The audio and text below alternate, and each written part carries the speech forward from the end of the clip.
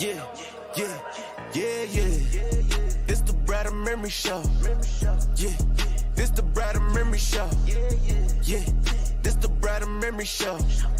Yeah, this the Brad and Memory Show. In the field with my dogs, like the Sixers, we gon' ball. Wake up early in the morning, tune in anytime at all. All time, all season, don't believe in off seasons. Watch the Phillies, watch the Flyers, and the Eagles on the weekends, yeah. This is not your ordinary radio show. Ain't just talking sports, we be talking about the culture. All across the globe, anything you wanna cover. This is for the fans, no room for our front runners. This the Brad and Memory Show. Yeah, this the Brad and Memory Show. Yeah, this the Brad and Memory Show. Yeah, this the Brad and Memory Show. Yeah, yeah. You know the vibes.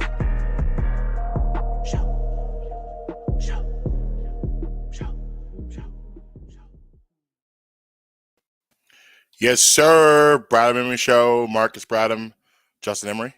Yo. And where do we begin here? Let's start with the Phillies and get them out of the way first. Not an ideal beginning of the season. That's an understatement. You go up 5-0 in game one. You think you're gonna get that closed out. Listen, it goes without saying. Now is not a time to even think about panicking. This is their 0-3, very early in the season. You got the Yankees coming up this week. Listen, a lot of people pick the Yankees to go to the World Series. The Yankees are a good baseball team. That could be a tough series. You could lose 2 out of 3 there. But after that, it gets pretty easy. You don't really see anyone. You got the Marlins in here, I know, the next couple weeks. But after that, you don't really see anyone from the National League East until the end of May, which you got the Braves at that point. But other than that, the schedule is cake. So you're going to pick up a lot of wins. Guys are going to get going. If I'm going to say some positives, there's 2 positives out of this first series. Is that Nick Castellanos was hitting and Alec Bohm were hitting. And that makes me feel good going forward because those are 2 guys. And also, obviously, JT got off to a really hot start. But those 2 guys in particular, as we talked about last week, are very important to the success of this team without Rhys Hoskins this year. You got to have those bats going, and that was going. Pitching was not great except yesterday or last night. The first 2 games was rough, obviously. Understatement again. But listen, you've seen the nice thing about having the fact that this team went to the World Series is that you've seen Jose Alvarado, Sir Anthony Dominguez in high leverage situations. They're capable. They just got to get going. One thing you do have to worry about, however, with those guys and with some of these guys who pitch, like Nola, Wheeler, these guys, and Nola, who is, has that workhorse reputation of giving a lot of innings anyway, those guys on top of that pitch more than they've pitched at any point in their lives. A guy like Sir Anthony Dominguez, for instance, who's coming off of injury, he pitched a lot of innings last year. Jose Alvarado pitched a lot of innings last year. Aaron Nola, a lot of innings last year. Zach Wheeler, a lot of innings last year. So you hope that that's not going to have an effect like a la Cole Hamels 2009, where he had a horrible year. You can say he didn't develop some more pitches, which he did go good 2010. He brings in the cutter, so he doesn't have to change up in the fastball. However, I can't sit here and honestly say that some of it was not arm fatigue and a guy who had pitched more innings than him, because Cole Hamels had some injury concerns in his minor league career and some things going to the pros that people were a little concerned about with him. And then in 2008, he becomes the ace of the staff and a guy that pitched a lot in the playoffs and a lot in the World Series and so on and so forth. So you do worry about those things. The guys that just came over here, the Gregory Sotos, the Craig Kimbrels, 2 other guys who also have pitched in high leverage situations. I'm not concerned about that.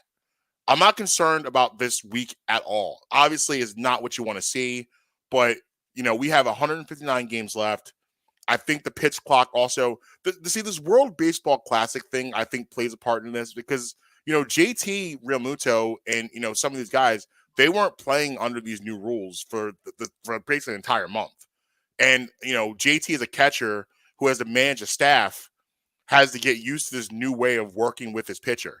I think that needs to be said also that, some of these, like for instance, Shohei Ohtani is calling his own games out at LA because of some of these reasons of just being able to just get the ball and throw and all that stuff. So and also again, it's been well documented that Nola and JT don't have exactly the best chemistry when it comes to games being called. If you remember, Andrew Knapp catch Aaron Nola a lot, when he was here because of that reason.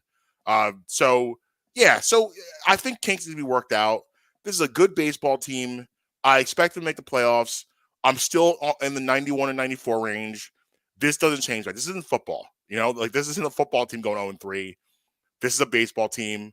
And like for the most part, I feel like everyone's kind of sitting where I'm sitting right now. I don't feel like anyone really is pressing the panic button or getting stressed out. It was alarming when you lose, when you give up, you give a 5-run lead in the first game, and then you lose 16-3 in game 2.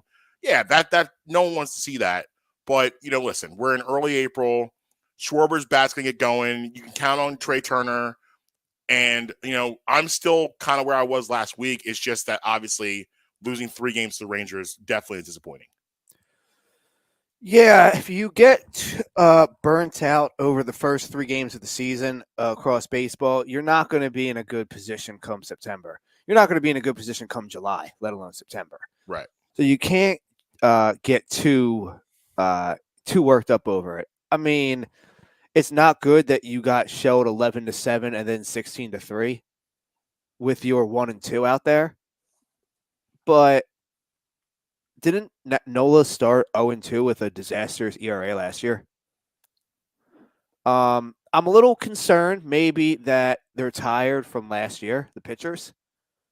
But outside of that, I mean, like, we're worried about games that happened in March and early April. I'm not worried about that. Now, you can't let this, like, you can't come home from this trip to New York 0-6. Like, that can't happen now.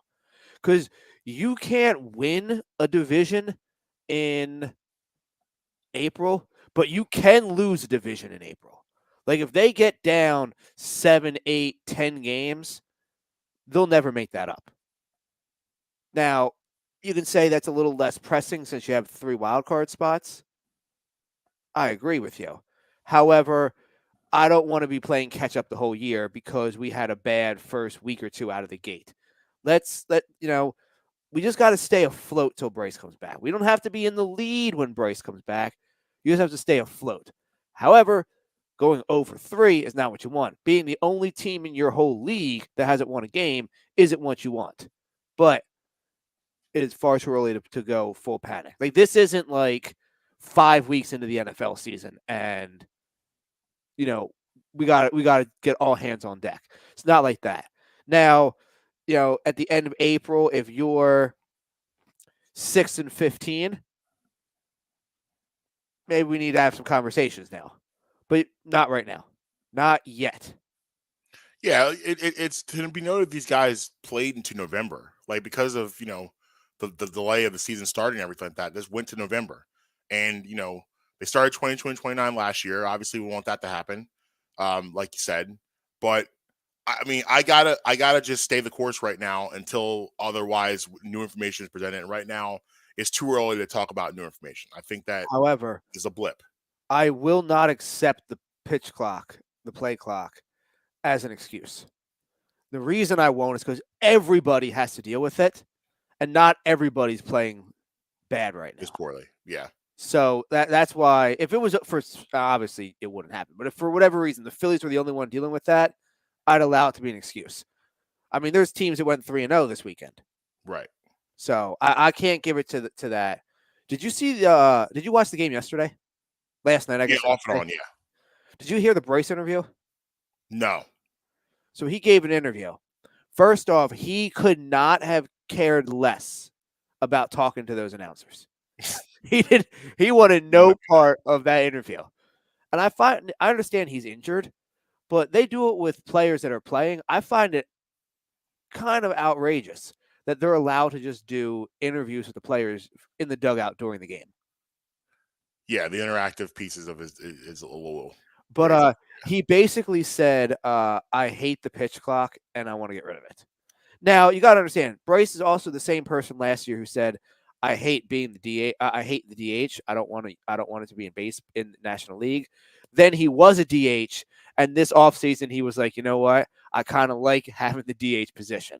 So Well, he Bryce likes to take his time. Like Bryce likes to get out of the box, adjust his he's glove, a purist. do his He's a wiggle. purist. Like he steps out of the box like every single time, every pitch, readjust, get back in. Like he's old school, so Yeah. I can understand him having a problem with this. But this is the way it is now. Like Yeah. you got to deal with it. Yeah. I love it. I love these new rules, Marcus. Oh yeah, I mean, because look, I'm a fan of the pitch clock. I'm a fan of the bigger bases. People stealing. I Yeah. love the no shift. We're getting Yes. hits on hits now. We're getting some Yes. hits. Got some scores. What are some of the other things that are going on? I don't care about the pickoff thing. That doesn't. Yeah,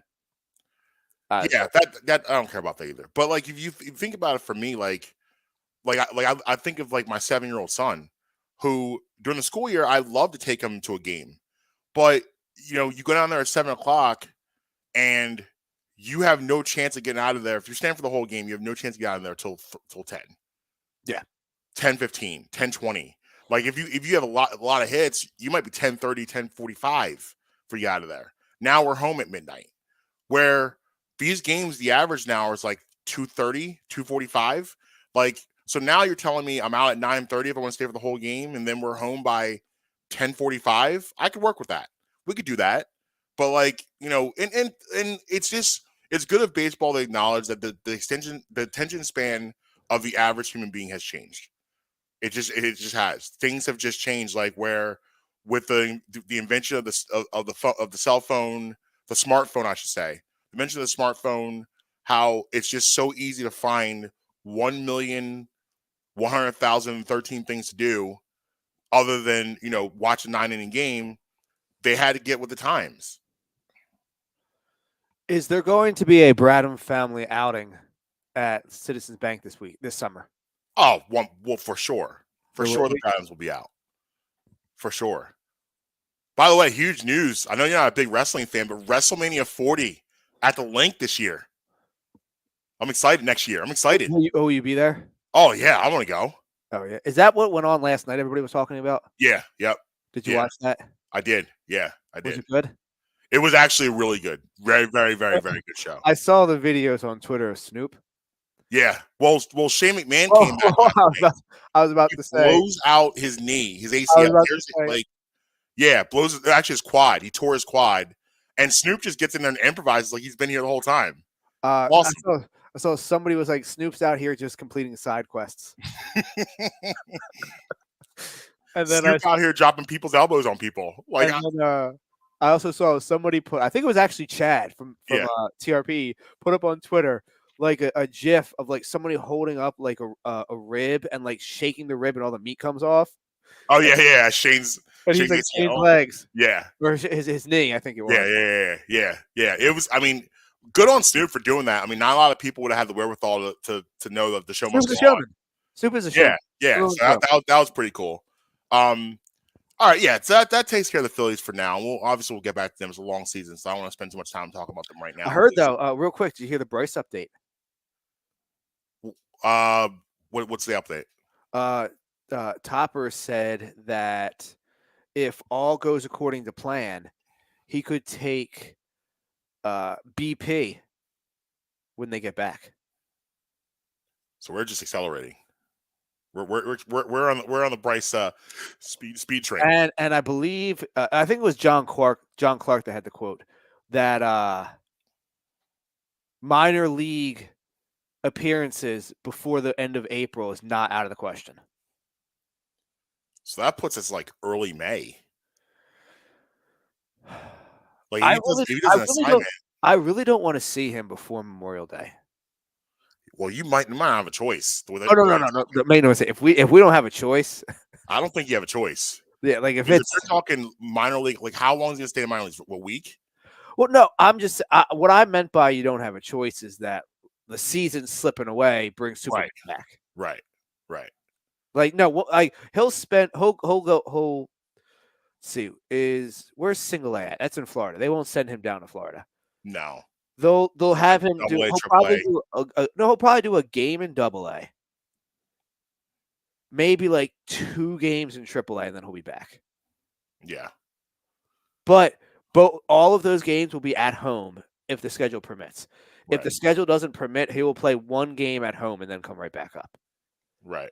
But you can't just bring him up without having him at least go on an assignment, right? No, I mean, and I don't think he's going to push back on that. I know he did. Was it him or maybe someone else? I know the player.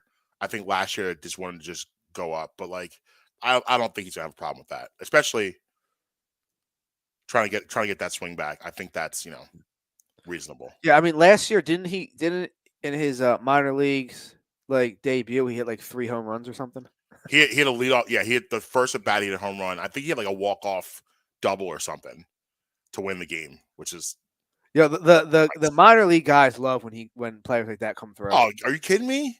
It's amazing, especially love if you're a life if you're a lifer. And now I'm like playing with Bryce Harper. Like that's awesome. And plus, if you're a guy that may get a call up soon, he's going to go to the skip and the general manager and say, "Hey, I think that guy's ready."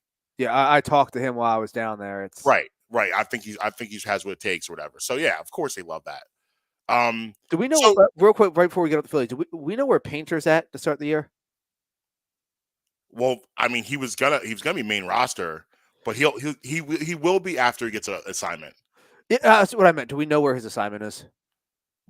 I mean, I'm assuming it's going to be AAA. Triple, okay. I mean, I'm assuming. I don't know for sure, but that makes sense to me.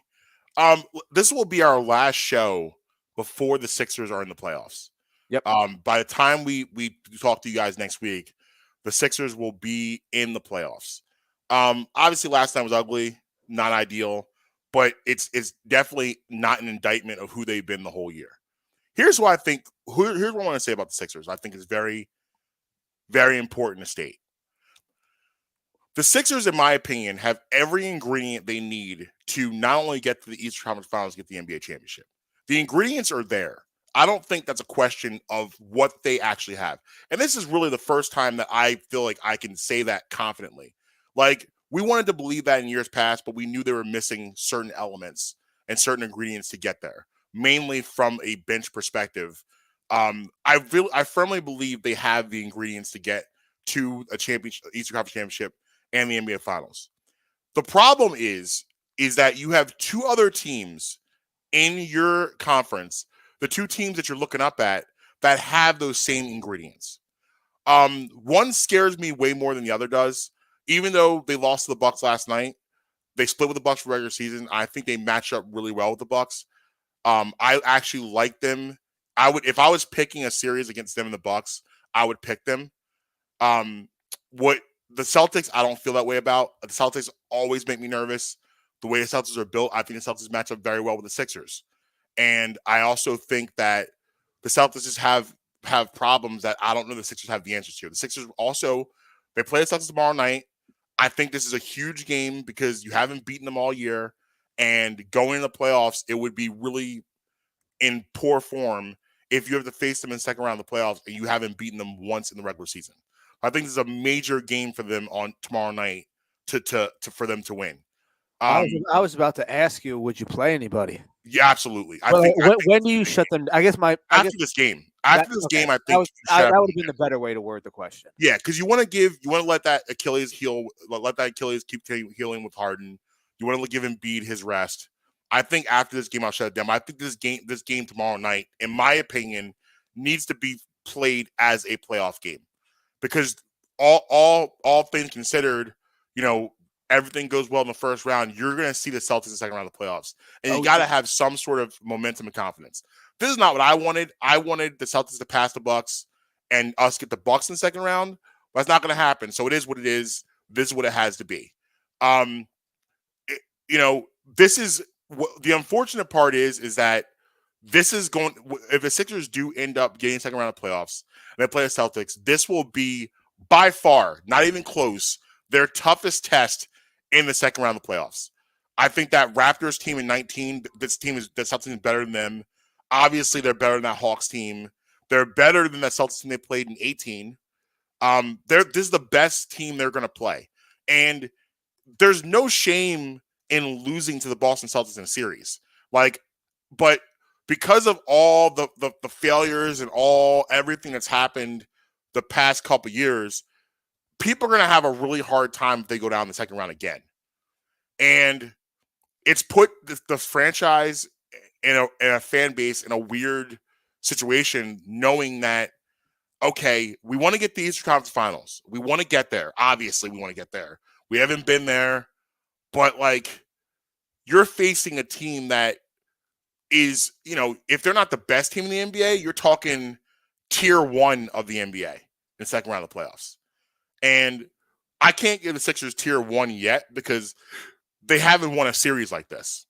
While I think they have the ingredients to win a series like this, they got to show me.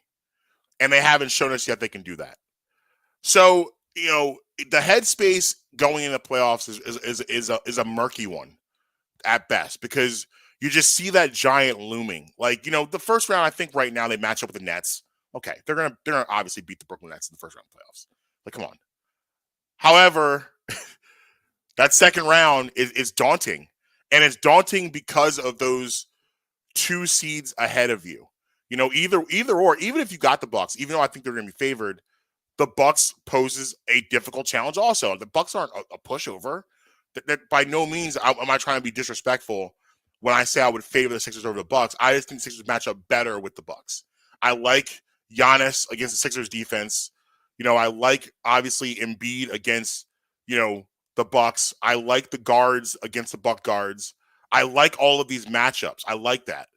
I don't like any of this against the Celtics. Like, I think the Celtics backcourt matches up very well with Sixers backcourt.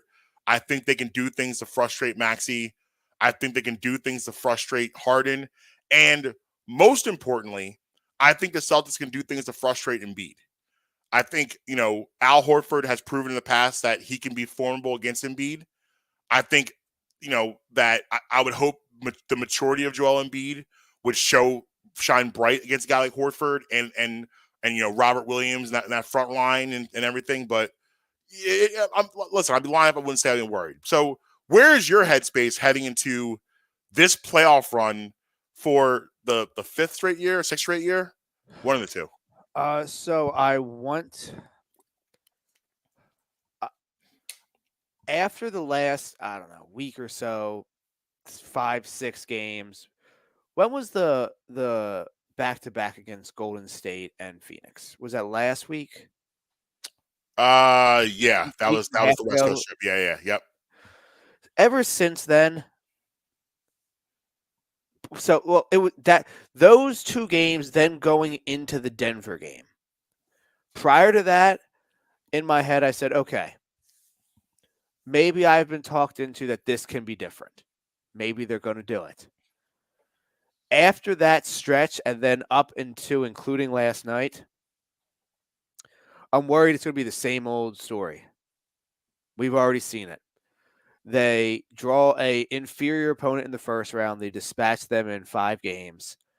They play a superior opponent in the second round, probably the Celtics, assuming all the top seeds win, like, they probably will.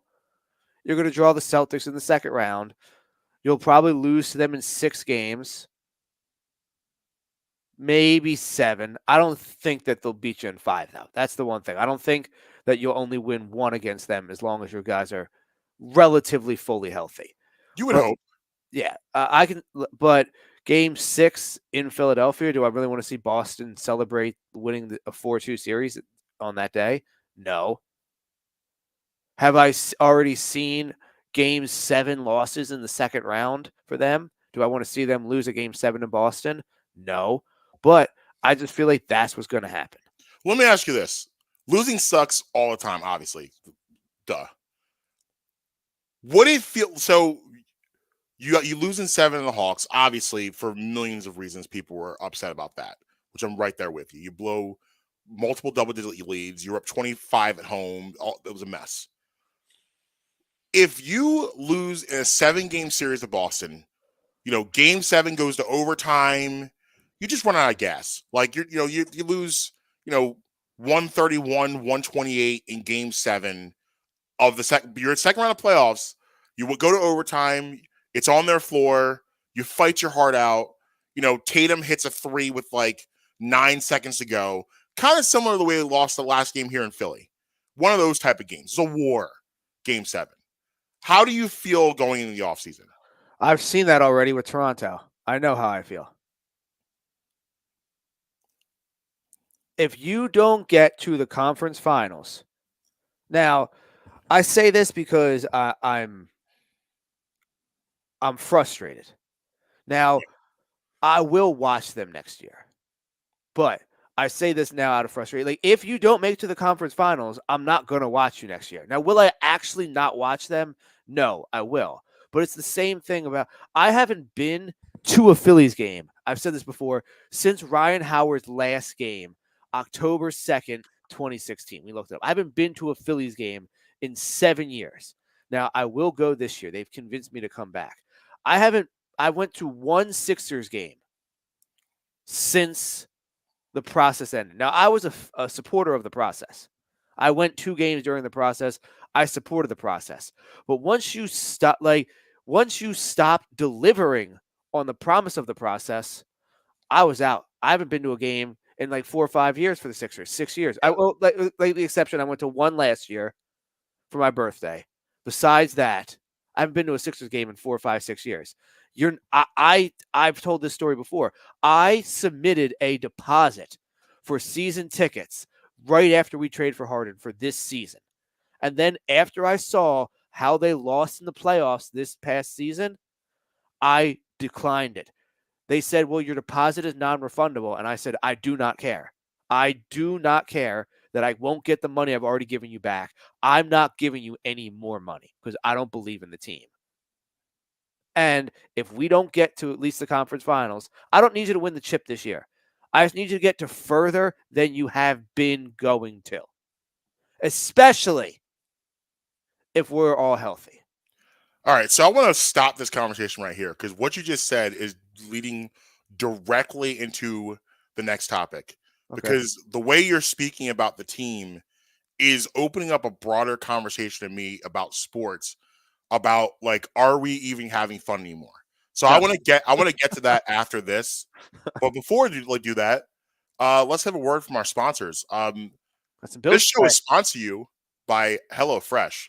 With HelloFresh, you get farm-fresh, pre-portioned ingredients and seasonal recipes delivered right to your doorstep.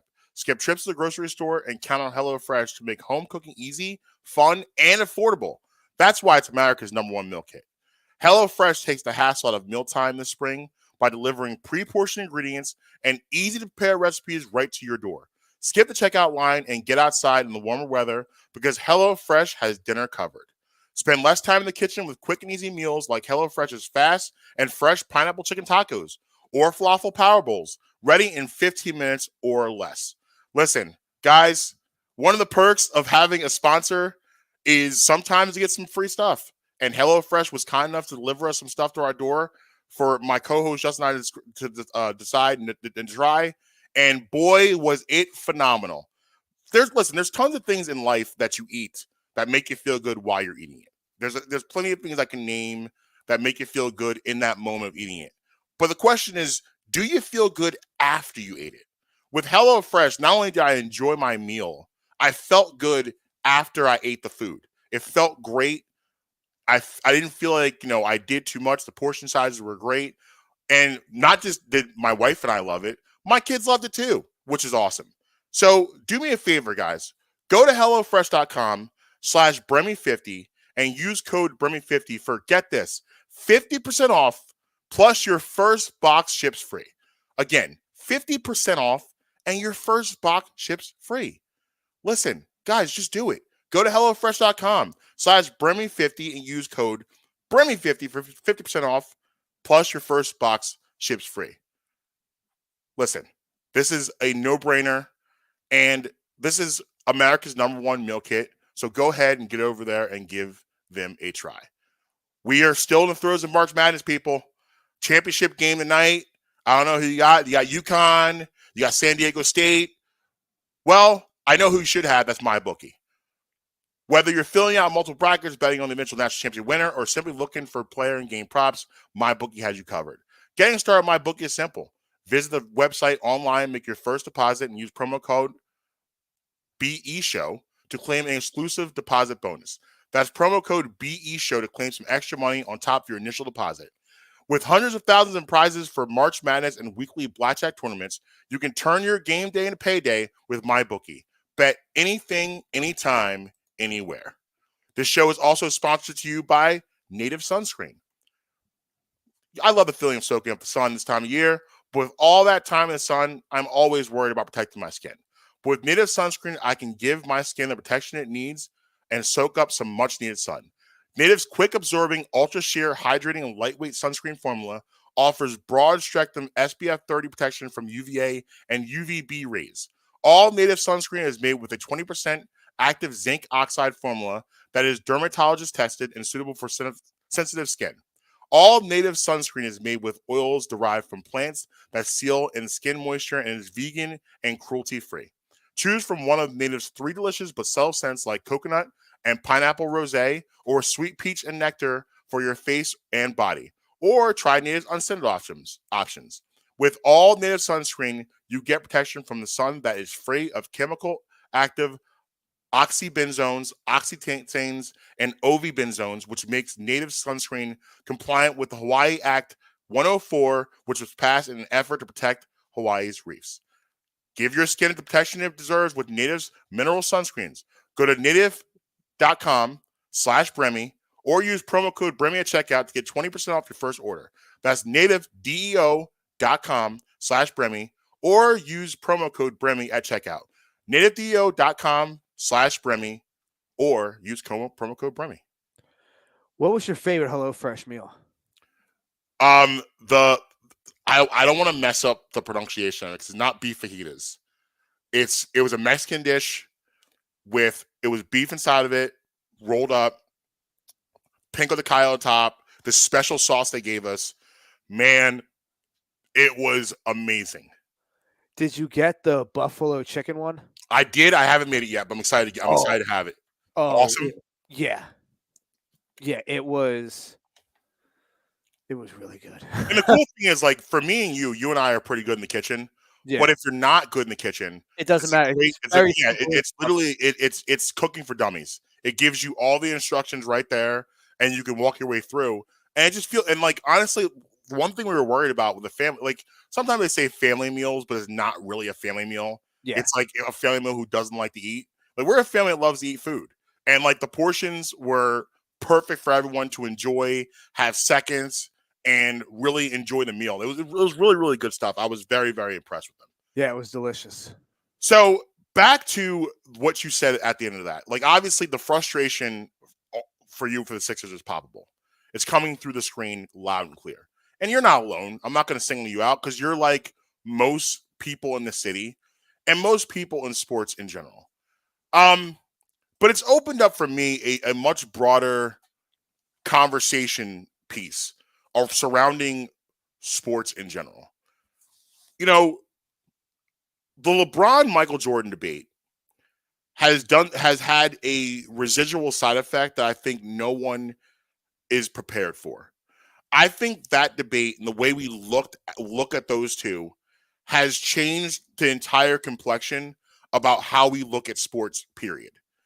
You know, a lot of people, when they talk about, you know, Jordan-LeBron debate, the thing that always comes up is rings, championships. Yep. Especially in defending Michael Jordan. 6-0, 6 final MVPs. People say that ad nauseum as the end-all, be-all into why Michael Jordan is the GOAT. And while, you know, that is an argument you can use, that argument has been used so much, it's kind of changed the way we all look at sports. Like, I feel like everyone now is in a place, including myself, I find it hard now to enjoy seasons anymore. Like, seasonal accomplishments. Like, we used to be a society that if a great game happened in regular season, we talked about it a lot more than we do now. And the reason why I think we don't anymore, because everyone's fast forwarding to what's going to happen at the end. So the journey now has gotten lost because all of our conversations are centered around the championship conversation. Every athlete that we consider a great athlete, their resumes now have completely been stripped away, and it's just about that. That if it's basketball, we're talking about June. If it's baseball, it's October. If it's hockey, we're talking June. All of these things we're talking about what's happening at the end instead of the journey of that performance. The debate show, I think, also is another way sports has changed, and I think we talked about that a little bit last week, how it's ruined it in a lot of aspects of it through all of these hot takes, whatever you want to call them. That's something that people aren't actually believing, but it's people, but it's entertainment, and people are trying to be entertaining, so they want to say provocative things, yet people are believing these things to be actual fact instead of doing their research. All of these things, in my opinion, has made me wonder, like, am I even having fun watching sports anymore? Like, is this fun for me? Like, I'm sitting here, I'm talking about the Sixers, and like I'm listening to you, and I'm talking about where I want them to be and how I feel about them going to it. I'm not excited about this. I'm not excited about a playoff run. The Phillies are here right now, and like I was really excited last year they got back in the playoffs and everything like that. That was very, very excited. Obviously, the end, I was very disappointed. But I think a lot of these disappointments are because of what we view sports as now. In 1993, when the Phillies lost the World Series and Joe Carter hit that home run, I was 13 years old. And boy, did that suck. However, I got up the next day and I was optimistic about 94. When the Sixers lost in 2001 in the NBA Finals, I was optimistic about 2002. I was optimistic about going forward. I feel like this is not fun anymore. And I want to ask you the question. And the question is simple. Like, are you having fun with sports still? Now, are you asking the sport specific or in general? In general. Yes. But if you narrow it down to certain sports, no. Okay. Basketball. Are you having fun? No. Okay. And honestly, honestly, if you think about it, the sport that gets the most championship or bust probably is basketball. Like, the ring discussion, I feel, happens in basketball more than the other three sports. Well, there's a couple reasons for that. Number one, so let me back up. I think part of the reason why you said in your opening about it that the journey doesn't matter anymore. It's just about June. It's just about October. It's just about February. Mm-hmm. I think part of that is because the journey has become too long. I think that in every sport, like, don't get me wrong, I love the action. It gives me more games to bet on. It gives me more games to watch. It gives me more entertainment. But I think the product, if we're talking about what's best for the product, I think all sports, the regular seasons are too long. All of them. I don't need 162 baseball games. Do you think it's also, well, let me ask you this. Is it also the fact that it's talked about too much?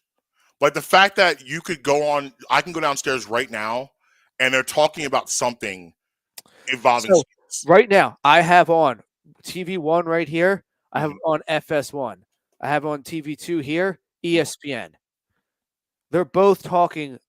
It is April 3rd. Mm-hmm. Both of them are talking about the NFL right now. Yeah. It's just an endless cycle. Now, I'm not opposed to it. It gives people like us a job and pays the bills. So I don't want to say that I'm not having fun, but like I've seen the Sixers now for 5-6 seasons in a row. Mm-hmm. Get the first seed, win 50 games, and Embiid's on the doorstep of MVP, and Embiid's on the doorstep of Defensive Player of the Year. Ben Simmons wins Rookie of the Year. Tyrese Maxey should have been Most Improved Player last year. Like we're on the verge of, and it leads nowhere. Like, we get nothing. Well, go back to the age of 12-year-old Justin. Okay, 12-year-old Justin now, and the Sixers are on this run, which is, listen, even the fact they haven't gotten out of the second round, I think this is the most successful run of Sixers basketball Well, it's in funny my lifetime. it's funny you picked that number because when I was 12, it was the 2001 run. So Okay. it's funny that you picked that number. Let's go So 14. Let's go 14 or yeah.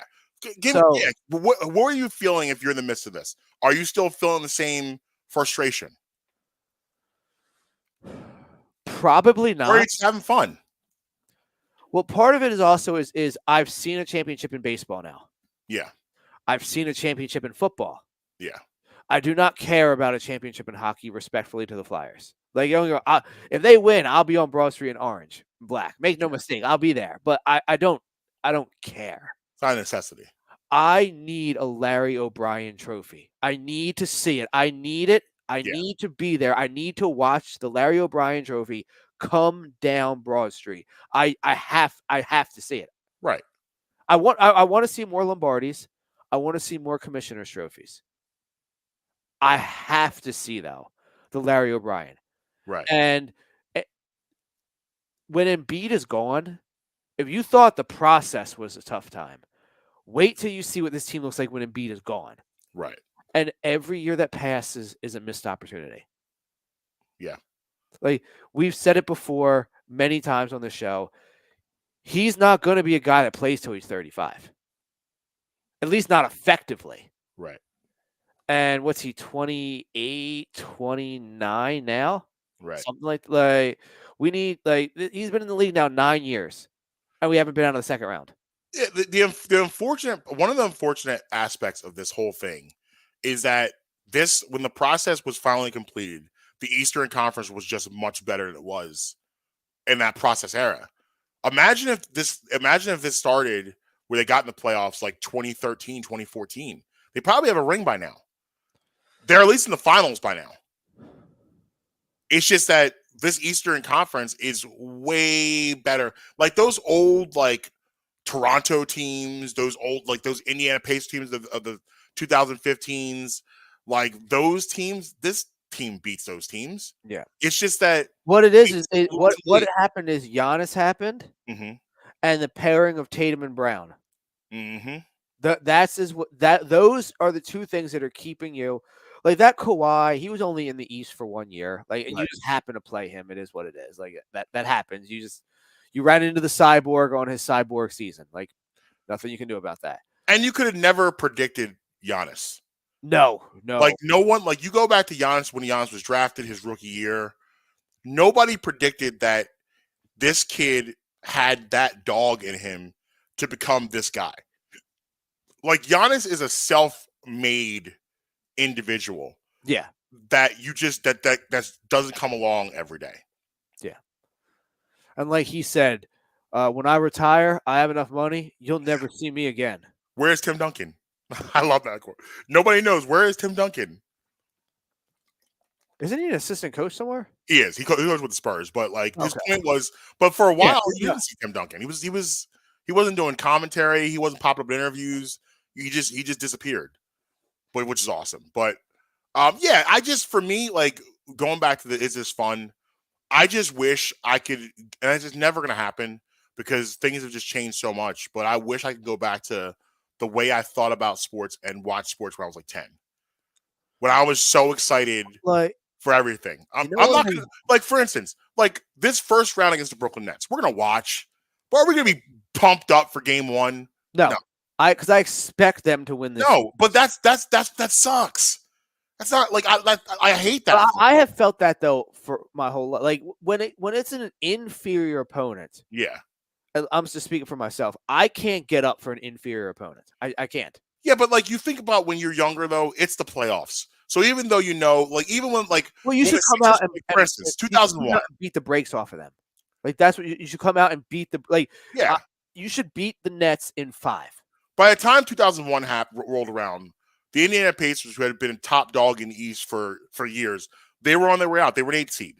I was still really excited for that matchup. I was because they had beaten the Sixers a couple rounds, like the couple years before, like 2 years in a row. It's Reggie Miller. I'm excited about, okay, this is a playoffs. I don't care. Let's go.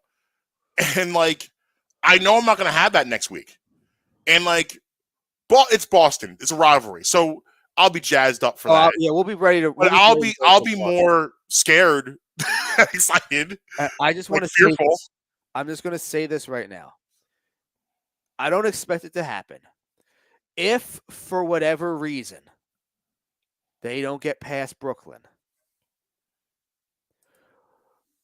Marcus, tie down whatever can be tied down, because it is going to go down on this show. Oh, well, I mean, listen, remember last year, remember the Raptors series, we lost those 2 games. I gave you the everyone must die analogy. I said I'm coming in the practice facility with an AK, and everybody, the only one I'm saving is Maxey. Everybody is gone. This year, it's everybody, if that's something like that happened. But I'm not even going to put an atmosphere, because that's Brooklyn is a far inferior opponent. They have no chance of even thinking about stopping Joel Embiid. Like, this will be over in 5, maybe even 4.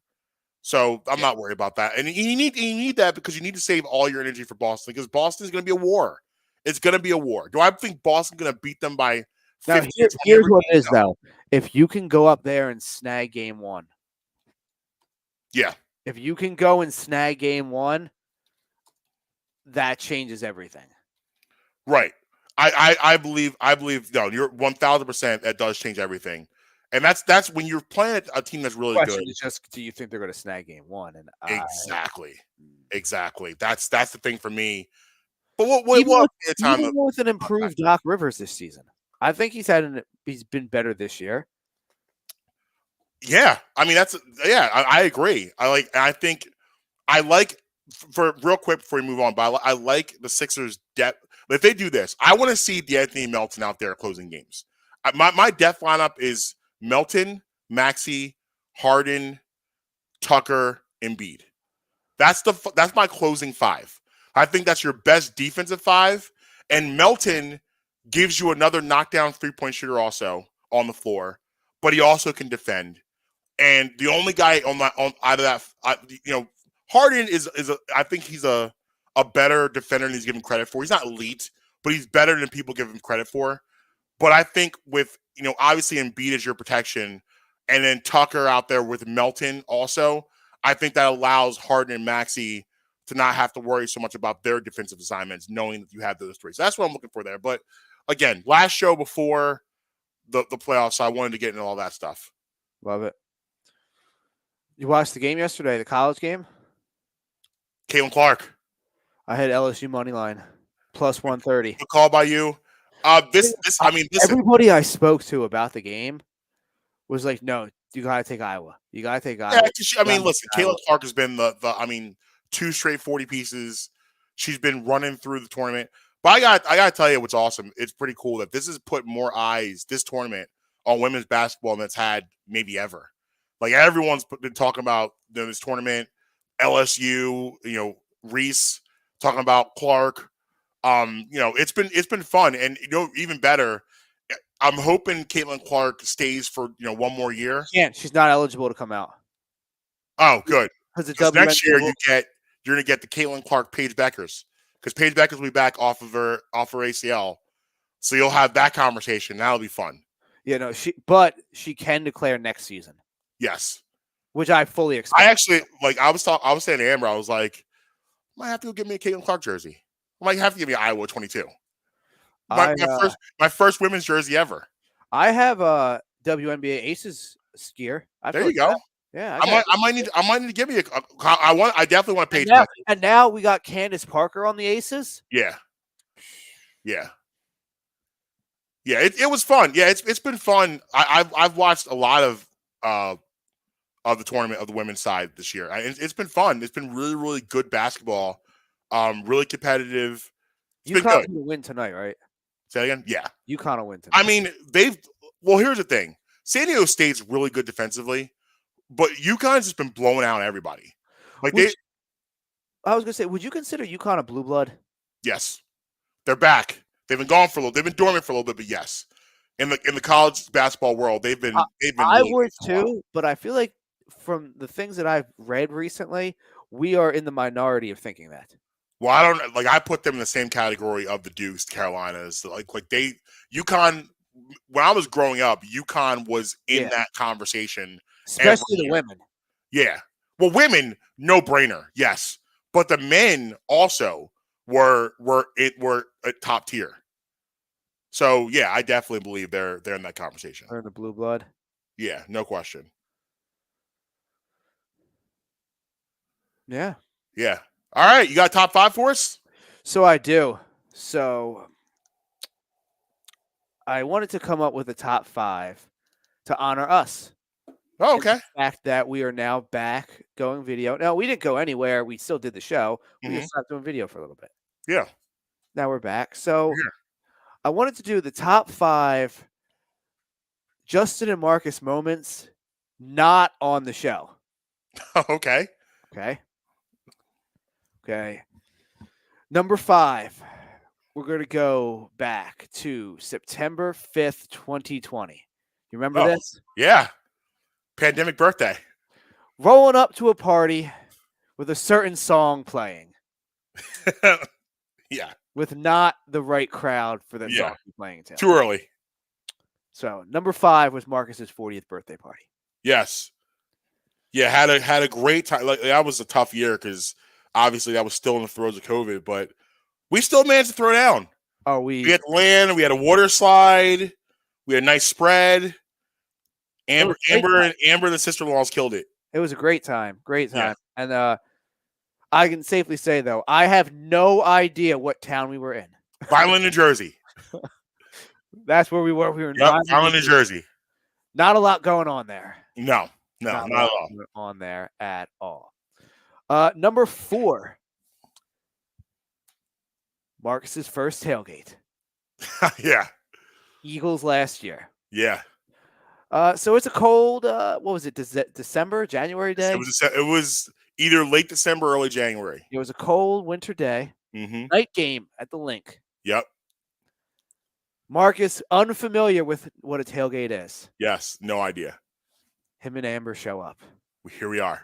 And the rest is 4th and John Twitter history. Yes. Including at one point in time dancing, unrealizing, I think, that he was dancing in front of the firework machine. Yes. No clue. Almost sends my whole face off, but it's fine. So, number 3, Marcus and Justin do New Year's in Baltimore and end up at a very suspect Royal Farms. Yeah. That was literally Marcus and Justin hunt for Royal Farms. It was like Harold and Kumar go to White Castle. Yeah, we got it. We just didn't realize that we were in not a good neighborhood. No, and my Uber almost left me. Like, was literally this close to just pulling off without me. I don't know what would have went down. It would have not been good. It would not have been good. Number 2, Marcus and Justin potentially have a homeless producer. Remember our producer at 920? Oh my gosh, yeah. Like I'm gonna block him out. Yes, I do remember him. We didn't know if he was homeless or not because every day he wore the same thing. Yes. Every single day. Yeah, there were prayers said. He didn't drive. No. We would be sitting out front of the door waiting for him, and then somehow he was just in the building. He was just there. Look, he kind of looked homeless. Straight up, he looked homeless. Looking for cots. Looking to see if there was cots around. Yeah. Don't remember his name, but it's probably better that I don't remember his name. Fine. Yeah. But yeah. And then number 1, Marcus, I fell through your railing, inside or outside. Christmas party 2022. Yeah. Or no, 21. 21. Christmas 21. 21. So, and that is the top 5 moments that we've had not on the show. Yes. I like that. No pushback on any of that. Inside or outside. Yeah. Honorable mention was whatever you would have say occurred at Uptown Brewing. Yeah. With Underboob, whatever you would call that event. Yeah. Yeah. That was an honorable mention. Definitely. Second tailgate was an honorable mention. A sequel. That one was up there, as well as consuming the jungle juice at the TRPE live event. That was and the table getting lit on fire. Yes, and falling on the ground. I was just standing there and watching. I wasn't helping. It wasn't my I'm table not getting that got involved on in that. fire. Yeah. So, but those were the top 5. I like it. So, yeah, pretty much sums up everything that I got. All right. Well, listen. Next week we'll obviously give you guys a Sixers playoff preview, talk a little bit more Phillies, and whatever other nonsense we got cooked up. Love it. At Mark tweeting everywhere. At Justin Emery Show on the Bluebird app. Oh, I'm not paying for the Twitter Blue either. Of course not. Brad Murray Pod, Brad Murray Show for the merch, and check out our friends at MyBookie, HelloFresh, and Native. And until next time, you be with us, you be against us. We're never gonna stop us. Late.